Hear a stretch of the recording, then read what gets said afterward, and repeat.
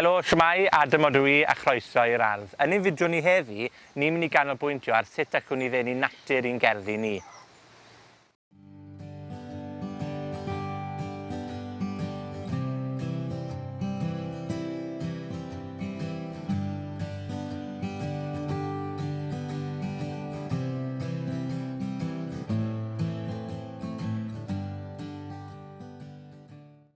Mae'n gerddi ni wastad i bod yn gartre i natur. Cyn ei bod ni hyd yn oed yn adeiladu'n tai yn cartrefi ni yn y mannau ni'n galw'n gerddi ni heddi, mae natur wedi garw darn o dir hyn yn gartref i nhw.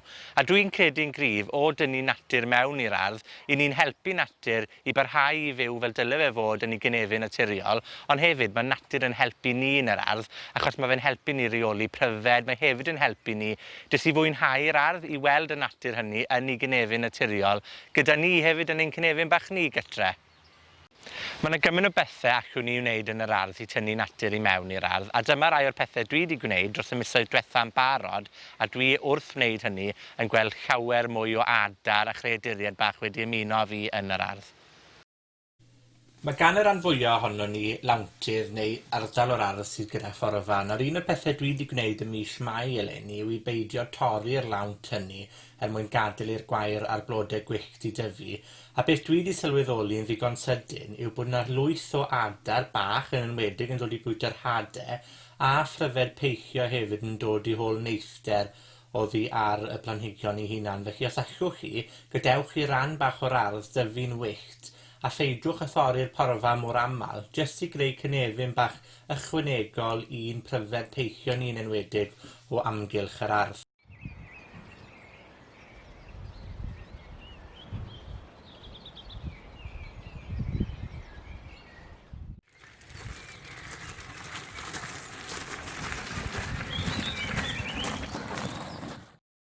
Un peth arall allwn ni wneud yw i adeiladu tomen o boncyth coed neu gwesty pryfed enghraifft, mas o sbarion pren, sim ots pwy fath o bren, unrhyw beth sydd gyda chi o amgylch y tŷ, a'i gosod nhw mewn man fach tawel yn yr ardd, achos mae hyn yn creu catre naturiol i amlusgiaid, amphibiaid, pryfed. Dwi yn barod wedi gweld chyffantod, madfach dŵr fan hyn, neu dyrddefed, a phob math o bryfed bach fel moch y cod a moegrig. Felly, mae creu tomen bach o goed yn yr ardd mewn ran fach tawel wir yn gallu gwneud gwahaniaeth anferth i natur ei hun. Un o'r pethau gorau allwn ni wneud i dynnu natur i'r ardd yw i adeiladu pwll natur gwyllt. Fel chi chi gweld fan hyn, mae gyda fi un lan yn y berllan sydd llawn planhigion dŵr o bob math, ond yn enwedig yn gartre da i amphibiaid a phryfed fel gwas y neidr. Mae'r adar bach hefyd wrth ei bodd yn dod yma i yfed y dŵr, yn enwedig pan mae'n sych a chynnes.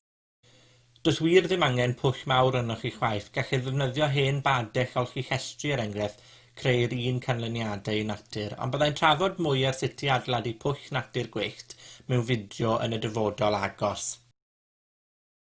Wrth ein bod ni'n plannu planhigion a blodau o bob math yn ein gerddi, yn barod i ni'n creu cynefin pwysig iawn i natur, yn enwedig peillwyr, ond mae plannu blodau gwyllt yn gallu cael effaith tu hwnt i hynny, gan fod creaduriaid yn cael eu tynnu atynt i mewn i'r ardd, fel chi gweld fan hyn gyda croes yr hwyr, bysedd y cŵn a llygad y llo sydd gyda fi'n tyfu lan yn y berllan.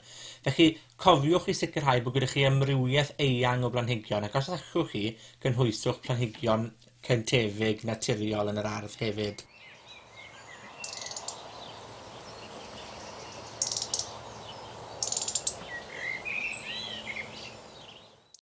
Dwi ar hyn o bryd lan yn y berllan, a mae'r berllan yn ran o'r ardd i ni'n gadael i dyfu'n wyllt bob blwyddyn mwyn creu catre i natur. A hyd yn oed os gyda chi jyst darn bach o'r lawnt, gallwch chi wneud yr un peth, jyst o adael y porfa i dyfu mewn cornel, achos mae wirioneddol yn gallu gwneud byd o wahaniaeth i bryfed y chreaduriaid peillio. Hefyd, os oes gyda chi flodau gwyllt, gallwch chi blannu nhw yn y darn hynny, jyst mwyn tynnu'r pilipalod a'r gwenyn hefyd. A dyna dwi am wneud nawr, sef mynd o amgylch y ran yma o'r ardd yn llanw'r tyllau mewn gyda planhigion gwyllt.